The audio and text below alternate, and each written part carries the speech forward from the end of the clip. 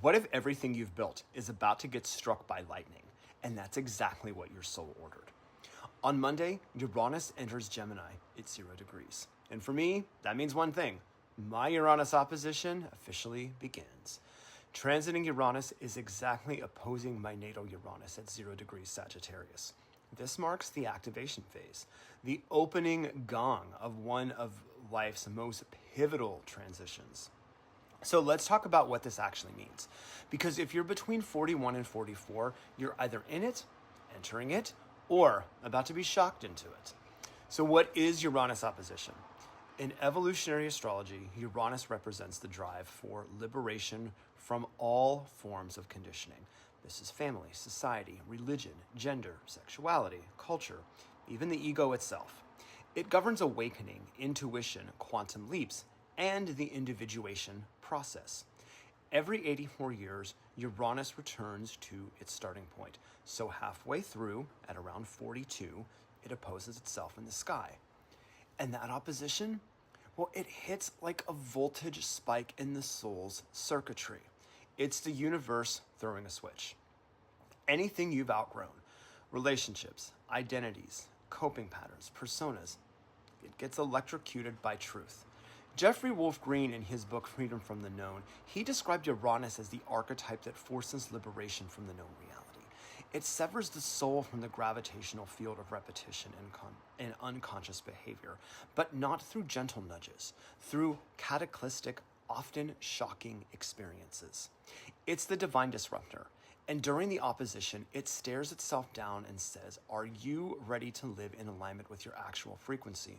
Or are you still performing for your past? There are phases to how this unfolds. And when you're at it, the first phase is the activation phase. This is where I'm at. The activation is the first exact hit, and it sets the tone for the entire cycle. It's about a year to 2 years of restructuring your life from the inside out. And for me, this opposition has been building for months, long before the planets made it official. So I could feel it in my nervous system, not just as anxiety or as static, but as something sacred trying to rewire me. The downloads, the dreams, the pull toward connection after years of self-isolating and hiding. And there was a moment last year, a single unexpected hug, and that hug landed like a lightning bolt. Something in that heart-to-heart contact, it woke me up. And it was more than affection. It was activation. From that point on, my life really began to move. There was someone who saw me. He saw my gifts. He saw the real me. And he reflected them back with warmth and with clarity. My voice grew as an astrologer, and it grew louder. My community grew. It grew larger. And for the first time in years, I really felt myself returning to the world, not as a mask, but as me. And yet, the liberation wasn't just social. It was, and it continues to be, soul deep.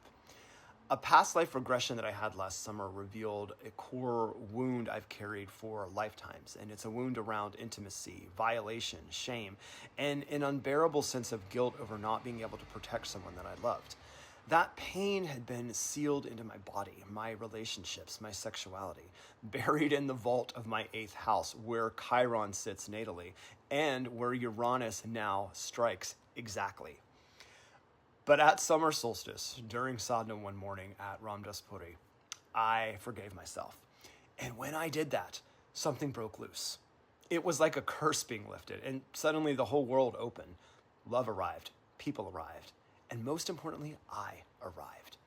This is what Uranus opposition can do if you're doing it right. It doesn't just shock the system, it liberates the soul from its own prison. And since then, the fire hasn't stopped. The part of me that I believed I had to stay small, to stay safe, that cracked open. The years I spent avoiding connection out of fear that I'd never belong, that is dissolving. And the story that my gifts were too much or not enough to be truly seen, gone with the static. What's left is raw, it's open, it's curious, it's alive, it's on here sharing with you. That's the real gift of the Uranus opposition. It doesn't just reveal who you are. It activates the version of you that your soul has been evolving toward for lifetimes.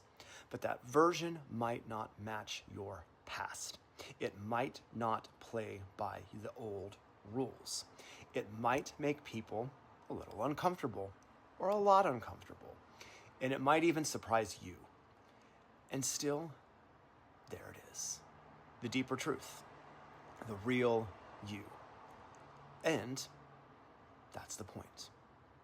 From an evolutionary astrology perspective, the Uranus opposition is a quantum moment in the soul's long arc of evolution. It's when lifetimes of conditioning can be broken in months, if you're willing to surrender to the unknown.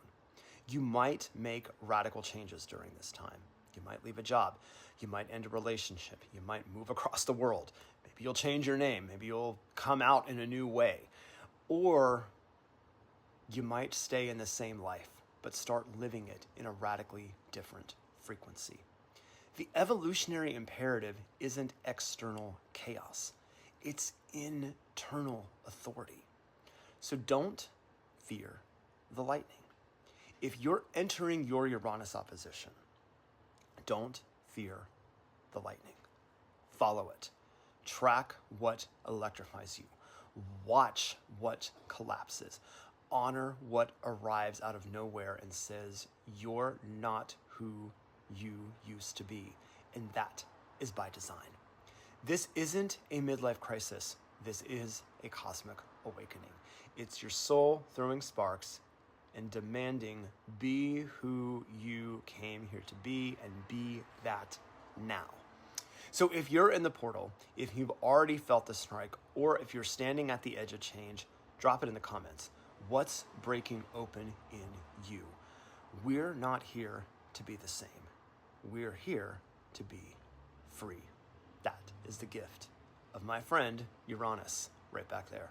Thank you so much for watching. Satnam.